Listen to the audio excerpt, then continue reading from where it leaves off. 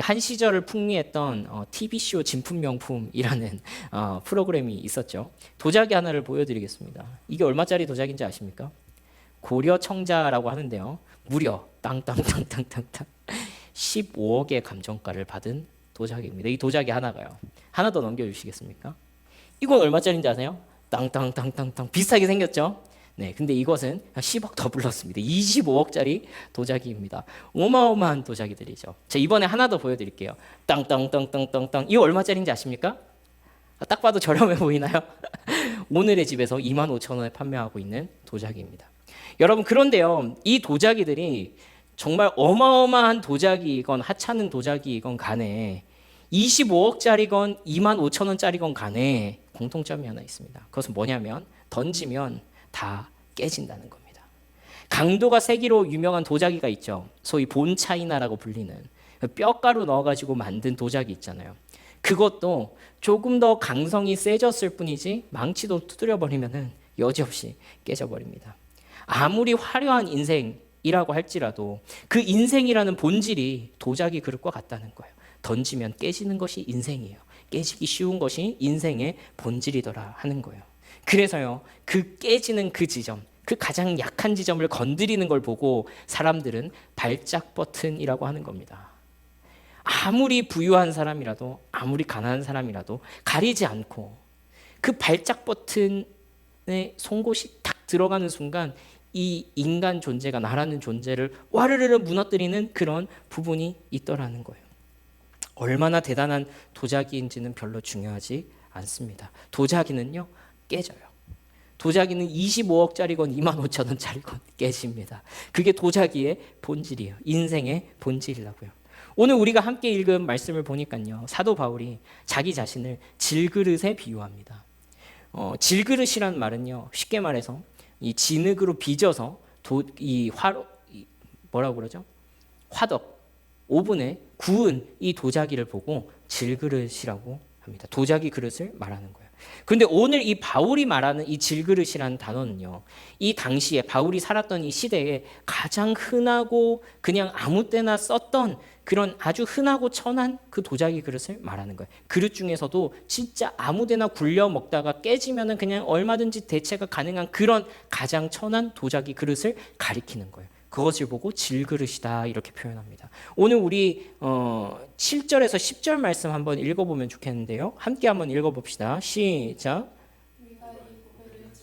가졌으니 이는 심히 큰 능력은 하나님께 있고 우리에게 있지 아니함을 알게 하려 함이라. 우리가 사방으로 우겨쌈을 당하여도 쌓이지 아니하고 답답한 일을 당하여도 낙심하지 아니하며 박해를 받아도 버림받지 아니하며 거꾸러뜨림을 당하여도 망하지 아니하고 우리가 항상 예수의 죽음을 몸에 짊어짐은 예수의 생명이 또한 우리 몸에 나타나게 하려 함이니라.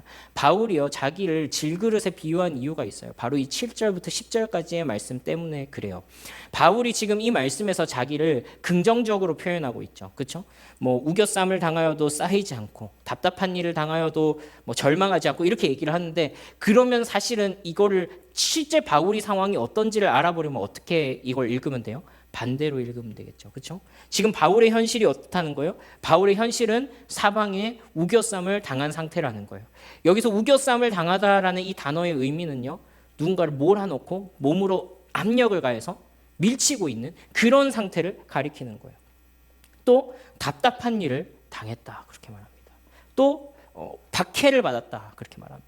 또 거꾸러뜨림을 당했다 그렇게 말합니다. 여기서 거꾸러뜨림을 당했다라는 건요, 우리가 이제 유도할 때 메어치기 하지 않습니까?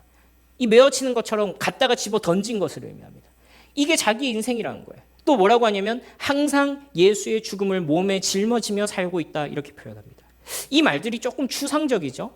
나중에 고린도후서 뒤쪽에 가면요, 이 일들이 구체적으로 무엇을 의미하는지를 보여주는 말씀이 있는데요. 우리 11장 23절부터 27절까지인데 저와 여러분 한 절씩 번갈아 가면서 읽도록 하겠습니다. 제가 먼저 읽습니다. 수고를 넘치도록 하고 옥에 갇히기도 더 많이 하고 매도 수없이 맞고 여러 번 죽을 뻔하였으니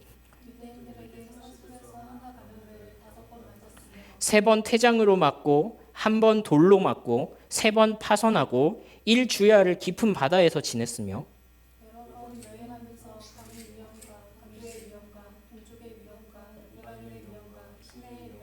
광야의 위험과 바다의 위험과 거짓 형제 중에 위험을 당하고. 함께 읽습니다. 또 수고하며 애쓰며 여러 번 자지 못하고 줄이며 목마르고 여러 번 굶고 춥고 헐벗었노라. 이게 이제 바울의 상태였다는 거예요. 예수를 전한다는 것 때문에 심하게 두들겨 맞았다. 또 내 동족들한테도 반대를 받았다. 이방인들한테도 미움을 받았다. 그렇게 하나님을 위해서 살아간다라고 했는데 강도를 만났다. 잘 곳이 없어서 길바닥에서 잤다. 먹을 것이 없어서 굶주렸다. 마실 것이 없어서 물 한 잔 먹지 못하고 목말랐다. 입을 옷이 없어서 춥고 헐벗었다. 이렇게 얘기하는 거예요. 이뿐만 아니라 성경에서는요, 바울이 육체적으로는 매우 연약한 사람이었다라는 것을 추측할 수 있는 구절이 있는데요. 아마도 바울이 눈이 굉장히 안 좋을 것으로 추측되는 그런 구절이 있습니다. 또 어떤 성경 말씀에 보면 바울에게 지병이 있었는데 그 지병이 아마도 간질이었을 것으로, 그러니까 뇌전증이 있었을 것으로 추측할 만한 구절도 있습니다. 또 우리가 이제 이 바울의 어마어마한 말씀들을 성경에서 이제 읽고 있지 않습니까? 그런데 성경을 읽다 보면요, 바울이 자기 자신을 향해서 평가하기로 너희도 알겠지만 내가 글은 좀 잘 쓰는데 언변이 좀 약하다는 것을 알고 있을 것이다 하는 그런 말도 있을 거예요. 아마 스피치가 아주 뛰어나진 않았던 것 같습니다. 어떤 사람은요, 바울이 아마 말을 더듬는 그런 증상이, 언어장애가 있었을 수도 있다라는 얘기까지도 합니다. 여러분, 바울은요, 바울이 이런 자기의 처지를 두고서 또 그런 꼬라지를 하고 복음을 전한다면서 돌아다니고 있는 자기의 모습을 보면서 고린도 교회 성도들에게 뭐라고 말하냐면, 내 인생 질그릇 같지 않냐? 내 인생 아무 데나 굴러다니다가 여기저기 던져져 가지고 다 깨져버리고 이가 나가버린 그 도자기 그릇 같지 않냐? 하고 얘기하는 거예요. 근데 여러분, 바울이요, 왜 지금 이런 이야기를 하냐면요, 고린도 교회 안에서 사도 바울에 대한 비방이 있었기 때문에 그래요. 여러분, 오늘 큐티 말씀에서도 사도 비방이 등장하죠. 고린도 전서에서도, 고린도 후서에서도 바울이 계속해서 이러한 변론을 이어갑니다. 어떤 비방이었냐면은, 야, 저게 무슨 사도야? 하나님의 일을 하면 뭔가 더 잘 돼야 되는 거 아니야? 하나님의 일을 하면 뭔가 승승장구해야 되는 거 아니야? 저렇게 몸도 아프고 돈도 없고 뭐가 이렇게 축복받지 못한 것 같은 저런, 다 어디 굴러먹다 온 개뼈다구 같은 인생이 무슨 하나님의 사역자라고 저렇게 하고 있는 거야? 라는 비방이 고린도 교회 안에서 바울에게 있었다는 거예요.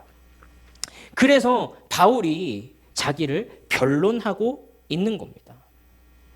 근데 보통 우리가 긁히면요, 이렇게 비난을 받으면 우리가 어떻게 해요? 나 그런 사람 아니야. 야, 그렇지만 나 이것도 했고 나 이런 사람이야. 이런 것을 이제 변론하기 마련인데요. 사도 바울은요, 오늘 일반적인 사람과는 다른 방식으로 자기를 변론하기 시작합니다. 오늘 바울의 말을 이런 식으로 제가 한번 번역해 보도록 하겠습니다. 바울의 말은 이런 거예요. 그래, 나 질그릇이다. 나 이 진짜 길거리에 돌아다니는 너무 흔한 도자기 그릇 같은 인생이다.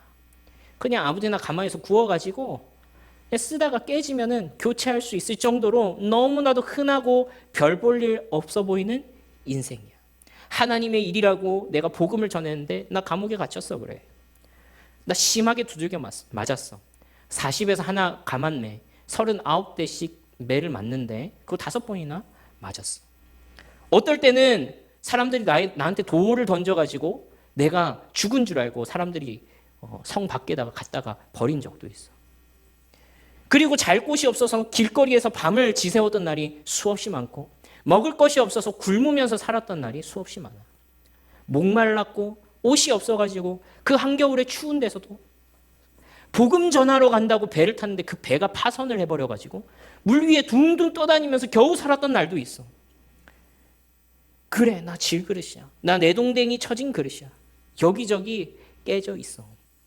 그런데 그래서 내가 아니라 나라는 이 질그릇 속에 담긴 보석이 얼마나 영광스러운지 드러나는 거야. 오늘 이것이 우리가 읽은 바울의 메시지입니다. 우리 10절부터 12절까지 한번 한 목소리로 읽어보겠습니다. 시작. 예수의 생명이 또한 우리 몸에 나타나게 하려 함이라. 우리가 살아있는 자가 항상 예수를 위하여 죽음에 넘겨짐은 예수의 생명이 또한 우리 죽을 육체에 나타나게 하려 함이라.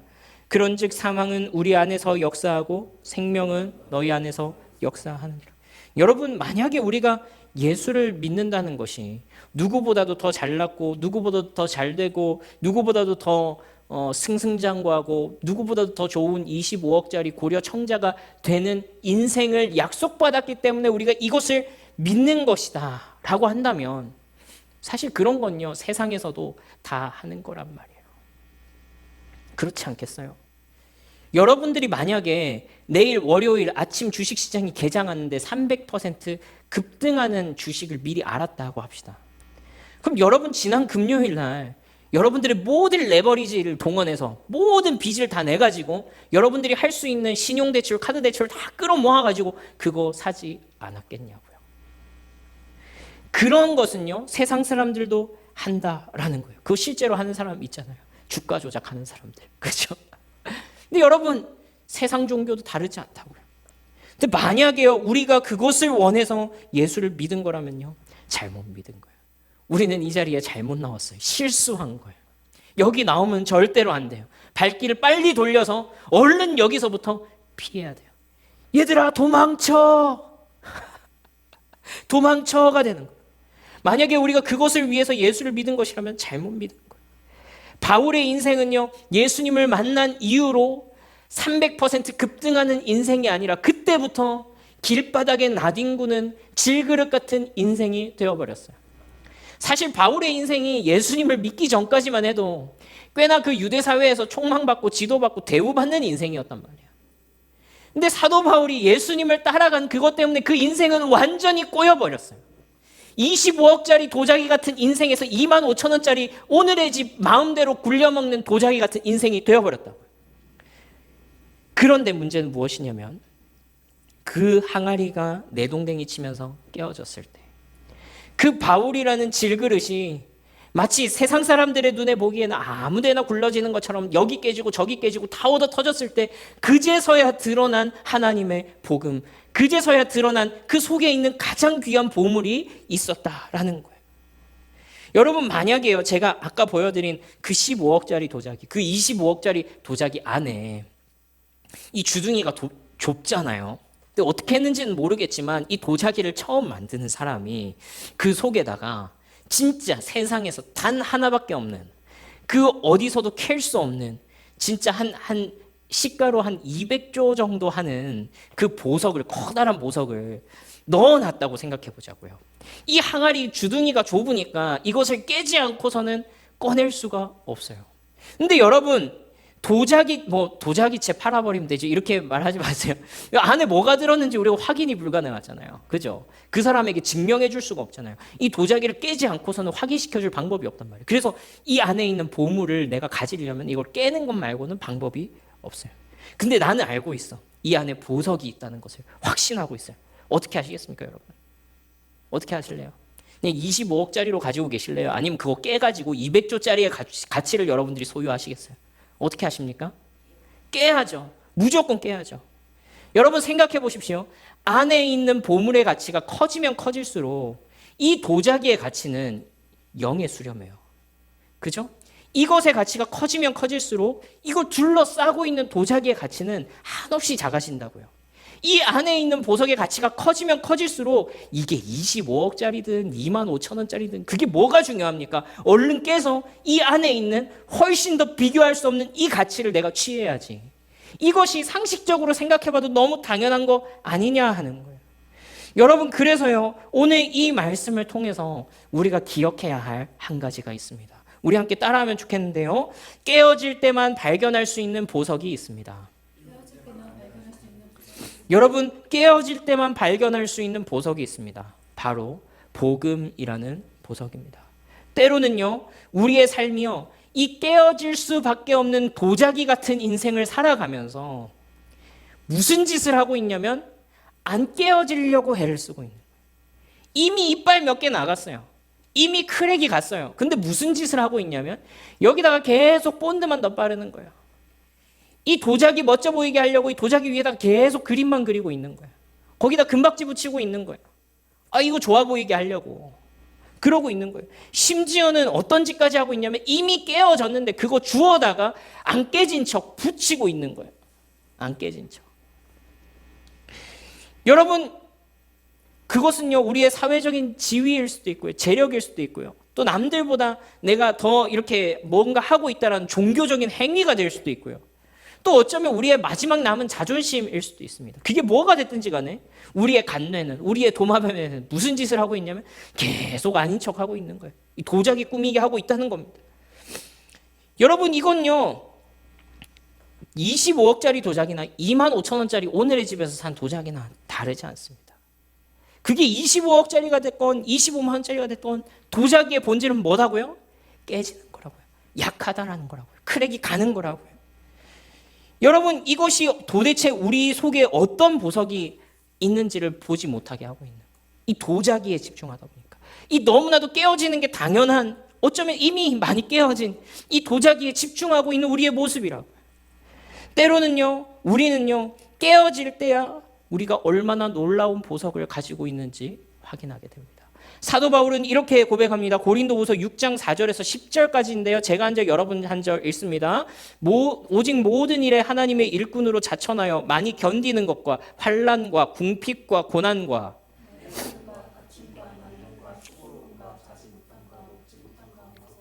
깨끗함과 지식과 오래 참음과 자비함과 성령의 감화와 거짓이 없는 사랑과 영광과 욕됨으로 그러했으며 악한 이름과 아름다운 이름으로 그러했느니라. 우리는 속이는 자 같으나 참되고 죽은 자 같으나 보라 우리가 살아있고 징계받는 자 같으나 죽음을 당하다. 함께 읽습니다. 근심하는 자 같으나 항상 기뻐하고 가난한 자 같으나 많은 사람을 부유하게 하고 아무것도 없는 자 같으나 모든 것을 가진 자로다. 이 역설입니다. 우리 9절 10절만 다시 한번 더 읽어봅시다. 시작.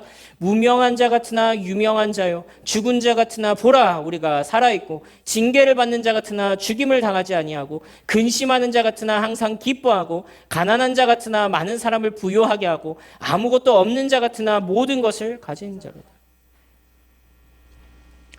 여러분, 이것은요 깨어져 보지 않은 사람은 고백할 수 없는 고백이지 않습니까? 때때로는요 우리가 신앙생활하는 게 우리 속에 수백조 원짜리 보물이 들어있다고 소문으로만 들어본 사람들처럼 살아갈 때가 있습니다. 하나님께서는 우리의 깨어짐을 통하여서 그 보물을 드러내라고 우리에게 요청하시는데 우리는 우리 속에 우리가 깨어졌을 때, 우리가 막상 하나님께서 우리의 삶을 깨트리셨을 때 우리 속에서 그 보물이 드러날 겁니다라는 소문만 들어봤지 실제로 그 깨어진 가운데서 그 보물이 발견되어지는 경험은 해보지 못한 거예요. 무명한 자 같으나 유명한 자요 죽은 자 같으나 살아있고 고꾸라뜨림을 당하여도 고꾸라지지 아니하고 내동댕이 쳐져 있으나 꺾이지 아니하는 그 은혜를 들어는 봤지만 한 번도 내 삶으로 경험해보지는 못한 사람들처럼 신앙생활 할 때가 있더라는 거예요. 아이고 이거 깨졌는데 이거 혹시 이 안에 보물 안 들어있으면 어떡하지 싶어가지고 예수를 믿는다고 하면서도 그냥 그 이 도자기 지키려고 전전긍긍 하면서 살아가는 게 때로는 우리의 신앙생활의 모습이더라는 거예요. 예수님이 나를 위해서 죽으시고 부활하시고 승천하셔서 우리를 하나님의 보좌에 함께 앉히셨다는 이 사실을 귀로는 들었고 눈물도 흘렸는데 한 번도 내 삶으로 그 부활의 능력이 무엇인지 우리를 하나님의 보좌 우편에 함께 앉히셨다라는 그 말의 의미가 무엇인지 경험한 적이 없는 거예요. 경험한 적이 없는 거예요. 여러분, 어쩌다가 우리가 이 영광의 실제를 한 번도 우리의 삶으로 경험해 보지를 못했습니까? 왜 경험해 본 적이 못했습니까? 왜 그렇습니까? 우리가 깨어지지 않으려고 발악을 하고 있기 때문에 그렇습니다. 이 도자기에다가 계속 초강력 접착제, 순간 접착제만 계속 바르고 있는 거예요. 안 깨진 척 하려고. 우리는 결국에 나중에 하나님 앞에 가면요 이 기쁨을, 이 영광을, 이 찬란함을 모두가 다 소유하게 될 거예요. 왜 그런지 아십니까? 우리가 다 누구도 남김없이 다 죽음이라는 깨어짐을 경험할 것이기 때문에 그래요. 그것이 도자기의 결국이에요. 도자기의 결국은요, 도공이 그것을 깨어버림으로 버리는 거예요. 우리 도자기 버릴 때 어떻게 하죠? 도자기만 모으는 별도의 수거함이 있죠. 거기서 어떻게 버립니까? 그거 다 부셔가지고, 그게 우리 죽음이라고. 우리가 죽고 나면 우리 다 구원받은 사람들이니까 우리 천국에서는 우리가 가지고 있는 이 보화의 크기가 얼마나 찬란한지 우리 다 누리게 될 거라고요. 그러나 우리가 천국에서는 죽은 자 같으나 살아있는 자요 라고 하는 이 고백을 할지언정 이 땅에서는 아니라는 거예요. 왜? 깨어지지 않으려고 발악을 했기 때문에. 깨어지지 않으면 이 땅에서는 우린 여전히 지옥처럼 살게 될 것입니다. 끊임없이 안 깨진 척 하려고 세상 사람들이랑 다르지 않게 깨어진 조각 붙여다가 계속해서 나를 그림 그리고 있는, 거기다가 금박 붙여보는 거예요. 거기다가 금을 두르든지 다이아를 박든지 뭔 짓을 해도 그 도자기는 깨지기 마련이에요. 그게 도자기의 본질입니다. 복음을 공부하고 배웠지만 그것을 누려보진 못하고 살게 될 것입니다.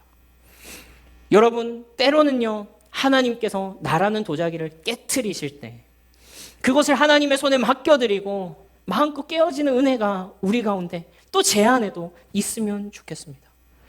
어떻게 합니까, 여러분? 여러분들 사실 아시지 않습니까? 여러분들의 삶의 그 깨어진 틈을 통해서 하나님의 복음이 드러나는 것을 여러분들도 완전히는 아니지만 그 일부분이나마 언젠가 여러분들이 경험했던 그 경험들이 있으시잖아요. 내가 깨어지고 내 속에 복음이 드러나는 그 경험을 우리가 잠깐씩 할 때가 있다는 말입니다. 그런데 그 경험을 했음에도 불구하고 다시 그 깨어진 조각 주워다가 붙이지 마시라고요. 우리 속에서 복음의 그 빛이 드러나려고 할 때 우리를 그 주님의 손에 맡겨드려 보자고요. 나의 삶에 깨어진 그 구멍을 통해서 복음의 역설이 흘러나오고 있다는 거 우리는 이미 신앙생활을 하면서 경험해 본 적이 분명히 있습니다. 우리의 깨어짐이 발견되는 그 자리에서 우리가 복음을 만났습니다. 우리의 깨어짐이 발견되는 그 자리에서 다른 사람이 위로를 얻습니다. 우리의 깨어짐이 발견되는 그 자리에서 다른 생명이 살아나는 것을 경험했다는 말입니다. 분명히 절망하고 욕하고 좌절하고 그냥 우리가 다 파산하고 넉넉고 부셔져야 하는 상황인데 부셔지지 않고 복음의 능력으로 우리가 여전히 보존되었던 그 경험들이 있더라 하는 것입니다. 여러분, 그것이 우리의 깨어진 틈으로 흘러나왔던 복음의 영광이죠.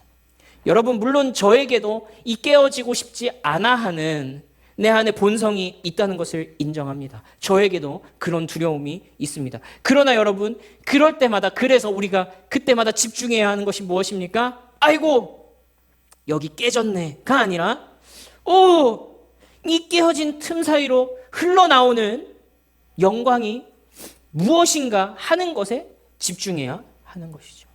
하나님께서는요, 그래서 나를 깨트리고 싶은 것이 아니라 내 속에 이 복음의 영광이 드러나기를 원하고 계시는 것입니다. 나를 망치고 싶은 게 아니라 내 속에 있는 보물을 꺼내주고 싶으신 거라고요. 그리고 이 보물이 드러날 때 이 복음의 영광을 누리는 것은 나 혼자만이 아니라는 사실입니다. 바울은요, 이것을 이렇게 표현합니다. 오늘 읽은 말씀 12절만 우리 함께 읽어보겠습니다. 시작.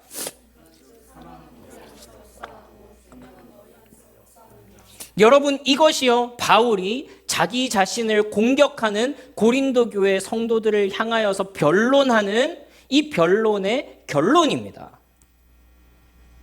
이렇게 말하고 있는 거예요. 너희가 나의 깨어짐을 보고 무시하느냐? 너희가 봤을 때 내 인생이 하찮아 보이느냐? 그런데 이 사람들아, 너희는 나의 깨어짐 덕분에 생명을 얻은 자들 아니냐? 내가 굶주리고 내가 먹지 못하고 내가 고난을 당하고 내가 수치 중에서 너희에게 복음의 그 영광스러움을 드러냈기 때문에 너희가 지금 그 생명 가운데 참여한 것 아니냐? 마치 사망이 내 삶에 역사하여서 내 삶이 산산조각 난 것처럼 깨졌다. 그러나 이 깨어짐 덕분에 이 복음의 생명은 너희 가운데서 역사하고 있다. 이 말씀을 하고 있는 것입니다. 바울은요, 깨어진 자신의 삶을 사용하셔서 교회를 세우시고 영혼을 구원하시는 하나님의 일하심을 보고 있는 거예요. 여러분, 기독교의 시작 이래로 이 원리가 빗나간 적은 단 한순간도 없었어요. 심지어는 애시당초 예수님께서 이 복음의 원리로 생명을 우리에게 주셨잖아요. 예수님께서 십자가에서 그 자신이 완전히 깨어지심으로 그 복음의 생명이 그분의 제자들에게로 옮겨왔습니다. 그리고 그 생명을 간직한 제자들도 역시 예수님께서 가셨던 그 사망이 자기 안에 역사하는 그 죽음의 길을 걸어감으로 다른 생명들이 살아가는 그 은혜를 보여줬습니다. 그리고 또 그렇게, 그리고 또 그렇게, 그리고 또 그렇게 누군가의 깨어짐 덕분에 오늘 저와 여러분들이 이 자리에서 예수의 생명을 함께 말하고 감격하고 누릴 수 있게 된 것입니다. 단 한 번의 예외도 없습니다. 단 한 번의 예외도 없어요. 애헴하면서 생명이 전달되는 일은 없었습니다. 애헴하면서 복음의 영광이 드러나는 일은 한 번도 없었다고요. 언제나 이 원리가 관통하고 있습니다. 말 그대로 사망은 우리 안에서 역사하고 생명은 그들 가운데 역사하는 원리인 것입니다. 여러분, 말씀을 맺으면서요, 우리가 감사하게도요, 주중에 공지 드린 것처럼 7월 5일에 우리 서진교 목사님께서 우리 교회를 방문하셔서 말씀 전해주시기로 그렇게 했습니다. 그런데 여러분, 이번 주에 서진교 목사님께서 어떤 글을 올리셨더라고요. 근데 제가 그걸 화요일인가 올리셨는데, 제가 그거를 어제서야 확인하고 참 설교를 준비하는 가운데 여러 가지 생각이 들었습니다. 우리 서진교 선교사 목사님의 사진 좀 보여주시면 우리 함께 좀 기억하고 기도했으면 좋겠어서 이 사진을 좀 함께 여러분과 나눕니다. 제가 조금 길지만 그 글을 좀 읽어드리겠습니다.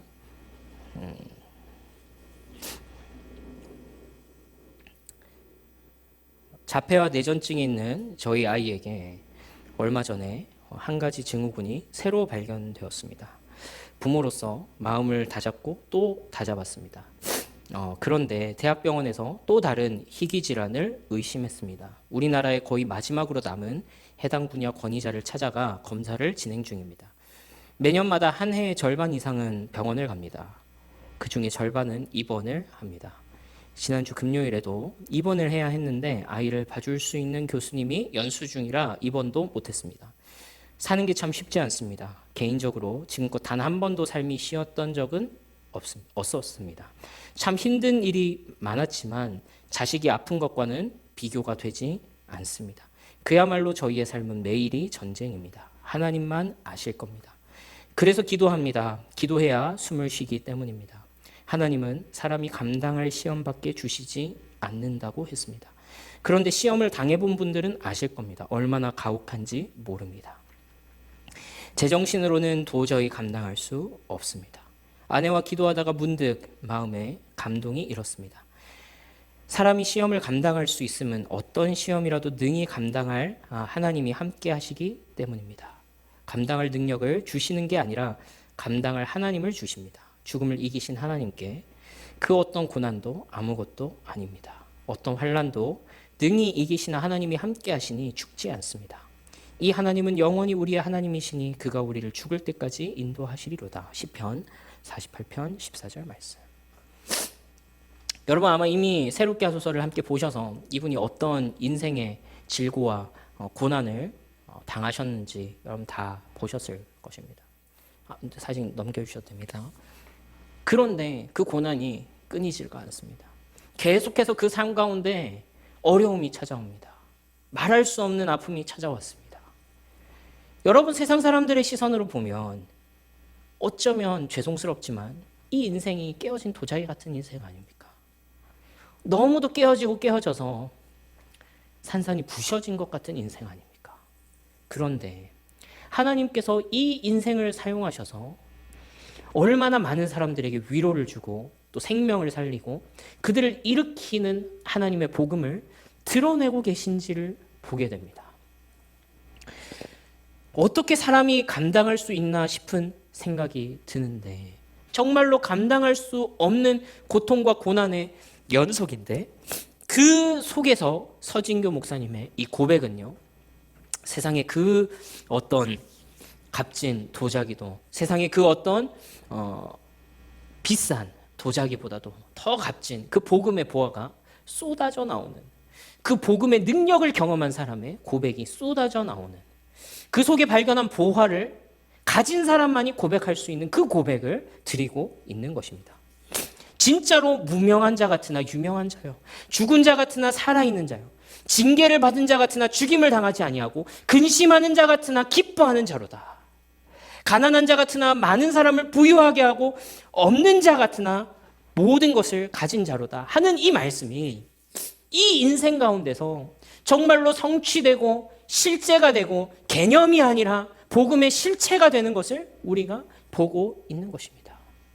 정말로 어쩌면 이 깨어진 항아리 같은 이 인생을 통하여서 증명되는 이 하나님의 영광스러운 복음을 우리가 보고 있는 것이죠. 사망은 서진교 목사님의 삶 가운데서 역사하고 있지만 생명은 그 인생을 지켜보는 수많은 사람들이 누리게 되는 것입니다.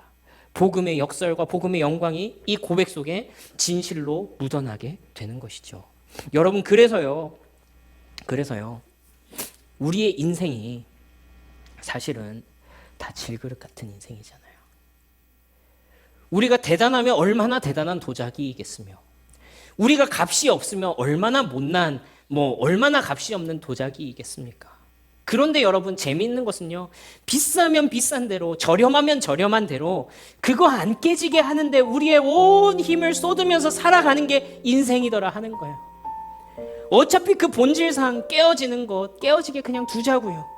깨어져서 우리 속에 가장 빛나게 드러나야 할 그 보화가 드러나게 두자고요.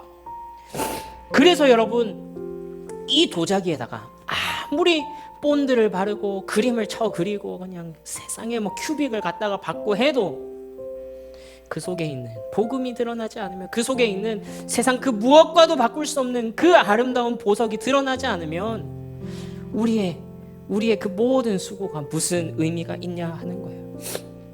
때로는 하나님께서는요, 우리의 삶을 향해서 이제 깨져서 그 삶의 복음이 드러나게 하시기를 원하고 있는데, 우리가 안 깨지겠다고, 심지어는 이미 다 깨졌는데 그거 조각조각 붙여가지고 아닌 척 하고 있는 그거 그만하자 하는 거예요. 그럼 하나님께서 어떻게 하세요? 우리가 다시 붙이면 또 어떻게 하세요? 하나님께서 다시 깨져라, 너 지금 깨져야 된다 이러면서 망치 들고 또 깨뜨리시는 거예요. 어쩌면 우리가 진짜 불행한 이유는 나라는 도자기가 깨져서가 아니라 여전히 깨져 있는 그 도자기에만 우리의 눈길이 가 있어서는 아닌가, 그런 생각을 해보게 됩니다. 안 깨지려고 악쓰고 있어서 불행한 것이 아닌가라는 생각을 해봅니다. 때로는요, 하나님께서 우리의 인생을 깨뜨리실 때 창! 촥! 하고 그냥 촥! 하고 다 깨져버려야 되는데 그냥 막 하나님은 두들기고 있는데 우리는 막 안 깨지겠다고 막 그러고 있으니까 그게 고통스러운 거 아닌가라는 생각도 해봅니다. 물론 그것도 쉬운 일은 아니죠. 그런데 고난만 당하고 그 속에 있는 보화는 발견하지 못하면 무슨 그것이 유익이 있겠냐 하는 말입니다. 기왕에 고난 당하는 거 우리가 빨리 확인하고 빨리 영광스러운 가운데 들어가야 될 그 보화를 빨리 발견하는 것이 유익하지 않겠냐 하는 겁니다. 바로 그것입니다. 여러분, 혹시 하나님이 여러분들의 삶을 여기저기 두드리고 계십니까? 어쩌면 이미 여러분들의 삶 속에 크랙이 가고 구멍이 나고 깨진 부분이 있습니까? 여러분, 이거 복구하겠다고 조각조각 주워다가 붙이고 있으면 다시 깨져야 됩니다. 근데 여러분, 우리가 무엇을 봐야 됩니까? 그 깨어진 항아리 조각 사이로 비쳐 흘러 들어오는 그 너무나도 가치롭고 영광스러운 그 보석의 영광을 우리가 취해야 하는 것입니다. 우리의 삶 가운데 그 복음의 영광이 흘러가고 드러나는 그것에 우리의 시선을 집중해야 하는 것입니다. 우리 7절 말씀만 마지막으로 함께 읽어보면 좋겠는데요. 우리 함께 읽어봅시다. 제가 안 뒀습니까? 우리 고린도 후서 4장 7절로 한번 찾아봐 주십시오. 앞쪽으로 그냥 돌아가셔서요. 7절만 같이 읽겠습니다. 시작. 우리가 이 보배를 질그릇에 가졌으니 이는 심히 큰 능력은.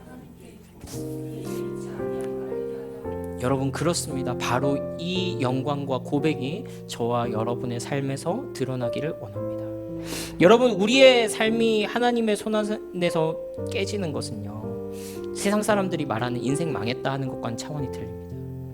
우리의 인생이 하나님의 손 안에서 깨진다는 것은 그냥 단순히 인생 망했네, 인생 배렸네 하는 거랑은 차원이 다르다고요. 왜냐하면 이 그리스도인이라는 질그릇 속에는 예수님이라는 그 보화가 담겨 있기 때문에 그렇습니다. 하나님께서 이것을 깨트리실 때 이 깨어짐이 하나님의 손 안에서 깨어지는 것이라면 반드시 우리의 삶을 통해서 드러나는 그 복음의 영광이 있을 것입니다. 그리고 여러분들 속에서 발견되는 그 복음의 영광을 통하여서 나 혼자 좋고 끝나는 것이 아니라 여러분들의 삶을 사용하셔서 수많은 사람들이 생명으로 돌아오게 되는 것을 보고 고백하게 될 것입니다. 여러분, 우리가 하나님께서 그분의 손에서 우리의 삶을 깨트리실 때 그분을 신뢰함으로 우리가 맡겨드리며 깨어지기만 한다면 그 속에서 하나님이 드러내실 그 복음의 아름다움은요, 이 도자기의 가치는 영의 수렴한 만큼 어마어마한 가치로, 어마어마한 영광으로 드러내실 것이라고요. 여러분, 우리가 이 말씀을 신뢰하면서 함께 기도하면 좋겠는데요, 여러분, 우리가 이와 같은 기도 제목으로 기도하기를 원합니다. 먼저는요, 내가 질그릇이라는 사실을, 얼마든지 깨어질 수 있다는 사실을 인정합시다. 이거 안 깨지려고 붙잡고 있지 않겠노라 주님 앞에 고백합시다. 하나님 아버지, 나를 질그릇 같은 인생으로 부르셨음을 인정합니다. 주님, 내가 본능적으로 이 도마뱀의 뇌가 작동하여서 어떻게 해서든지 이거 안 깨져보려고 붙잡고 있었는데, 아니 어쩌면 때로는 이거 깨어진 거 주워다가 아닌 척 하려고 갖다 붙이고 있었는데, 주님, 이제 이 쓸데없는 짓을 멈추겠습니다. 주님께서 내 삶의 연약한 부분을 깨트리고 그 가운데서 복음을 드러내실 때 그것을 취하기 원합니다. 우리 그렇게 함께 기도하면 좋겠고요. 두 번째 기도 제목입니다. 그래서 하나님께서 우리의 삶을 깨트리실 때 이 속에 있는 복음의 아름다움과 풍성함이 나와 다른 사람들 가운데 생명으로 역사하는 복음의 감격을 누리게 해주십시오. 이 질그릇 속에 복음이 담겨 있다라는 사실을 소문으로만 들어본 사람이 아니라 실제로 내 삶 가운데서 내 깨어진 인생을 통하여서, 내 연약한 인생을 통하여서 하나님께서 사망은 내 속에서 역사했지만 생명은 저들 가운데서 역사하는, 예수 그리스도께서 하셨던 그 일을 나도 쫓아가게 되는, 내가 장차 들어갈 그 죽음이라는 깨어짐 이후에 얻어낼 그 영광을 이 땅에서도 누리는, 세상 사람들과는 비교도 할 수 없는 그 복음의 영광을 누리는 인생 되게 해달라고 그렇게 함께 한번 기도하면 좋겠습니다. 그리고 우리 마지막으로 하나 기도하실 때 우리 7월 5일에 오시는 우리 서진교 목사님 그 가정, 우리 지유를 위해서 여러분 생각하시면서 함께 기도하면 좋겠습니다. 하나님 아버지, 그 가정을 지켜주십시오. 은혜를 베풀어 주십시오. 그리고 그 가정을 통하여서, 그 인생을 통하여서 하나님께서 보여주실 그 영광스러움을 드러내 주십시오. 우리 함께 기도하면서 우리 서진교 목사님과 함께 또 교제하고 말씀 나눌 우리 그 시간을 좀 기다리면 좋겠습니다.